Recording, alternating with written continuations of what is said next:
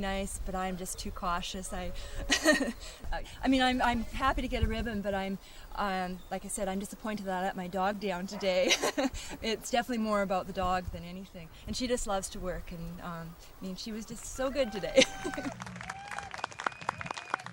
She can have lamb for dinner tonight. The sheep are not really that afraid of humans, and they are afraid of dogs to a certain extent. So they go to the humans for comfort, and you've really got to earn their respect while keeping your dog lying down and being a little bit aggressive towards the sheep until they stop turning towards you all the time. If you can get them turning away from you and move your dog as little as possible, then you often get a good chance then. Well, Alistair McRae is very well known, that goes without saying, in the field of sheepdog trialling.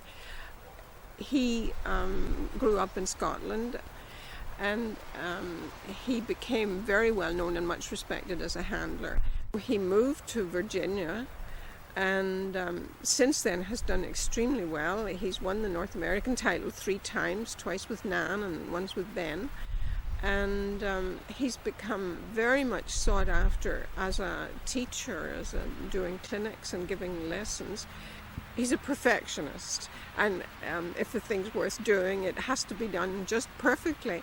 And I think that's why people like him as a judge, because if you get good marks and if you get a high score from Alistair, you'll know you will have done quite well. This is the first time I've been here, but I'll be back. It's very nice. This is a good trial. And up in our country, we got aspen and stuff, but none of these big nice trees and stuff that you guys got. So beautiful setting here for the trial. What brings me here? Just the competition. I've trialed for about 12 years, I guess, and just the sport.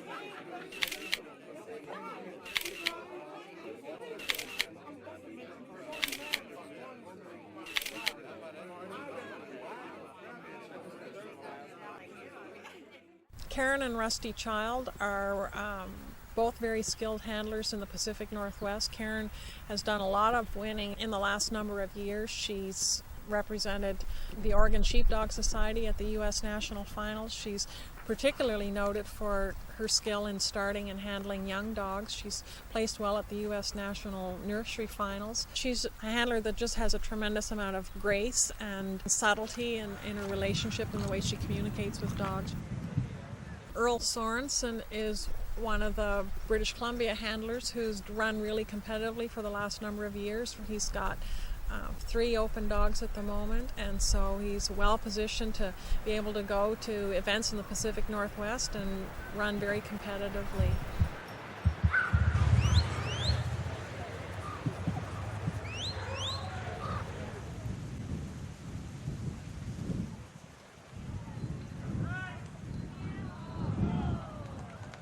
I don't really think that the wind had that much to do with it. On real big courses, then dogs have difficulty hearing the whistles. It is a factor, of course. The sheep don't like the wind blowing so much, and the dogs, it distorts the hearing a little bit. But the worst thing about the wind is really for the poor judge who's sitting out there and he gets very cold.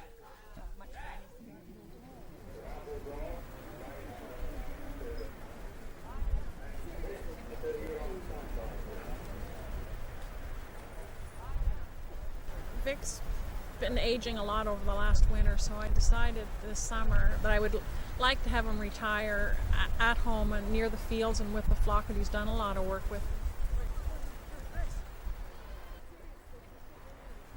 He just couldn't get up that hill quick enough to catch his sheep on the outside of that first panel. In his day, he was a tremendous shedding dog. There was quite a few years where we hardly ever would miss a shed.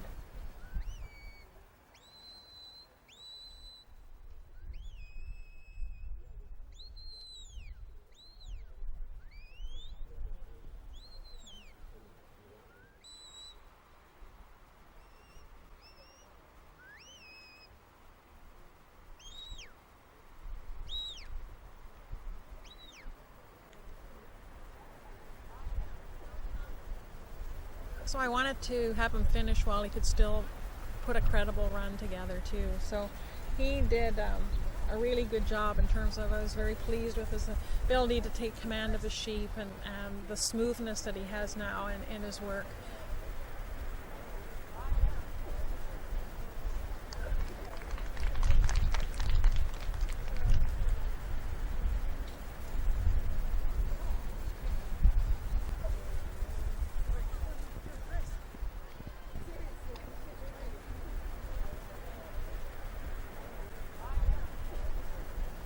Vic's been such an effective shedder most of his trial career, but we just didn't get the little gap that we need. At one point we had a group of 3 and 2, but I needed the last 2 to be able to call them in for full points on the shed, and unfortunately I had 2 that broke off with that left me 3 to call them in on the back 3, and of course it was the wrong 2 sheep. I needed to call them not on the first 2 but on the last 2. So I was hoping that I could let that one sheep join up with the first 2 and then be able to call them through quickly on the last remaining 2, but it just didn't work out that way.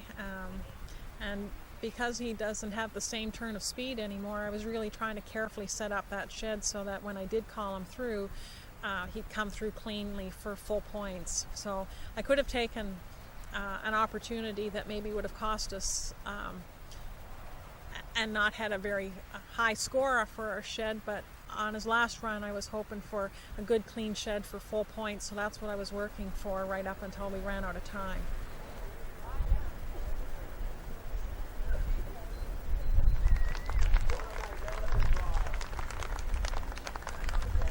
Vic has been my partner in a lot of work over a lot of years now, and so he's now 9 years of age, and in some aspects his work now has got so much experience behind it that it's a real pleasure to run him. If the conditions aren't too adverse, if it's not too tough and the day's not too cold and it's not too long, and he's feeling up to it. But now I owe him far more than he owes me.